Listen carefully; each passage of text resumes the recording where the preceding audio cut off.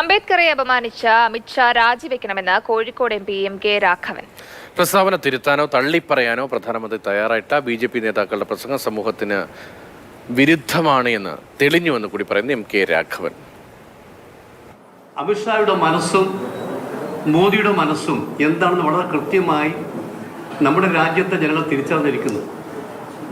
തീർത്തും മനസ്സ് ദളിത് വിരുദ്ധമായ മനസ്സാണെന്ന് എല്ലാവർക്കും ബോധ്യമായിരിക്കുന്നു. അംബേദ്കറുടെ നാമധേയത്തിൽ നേട്ടങ്ങൾ ഉണ്ടാക്കാൻ കഴിയുമോ എന്നാണ് അവരുടെ ശ്രമം. അവരുടെ പ്രസംഗത്തിലൂടെ അവർ തീർത്തും ഈ സമൂഹത്തിനെതിരാണെന്ന് കൃത്യമായി ബോധ്യപ്പെടുത്തിയിരിക്കുന്നു.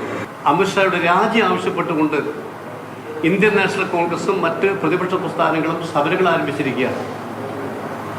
അതിൻ്റെ ഭാഗമായി നാളെ ജില്ലാ കലക്ടർക്ക് ഞങ്ങൾ ഒരു നിവേദനം കൊടുക്കുകയാണ്.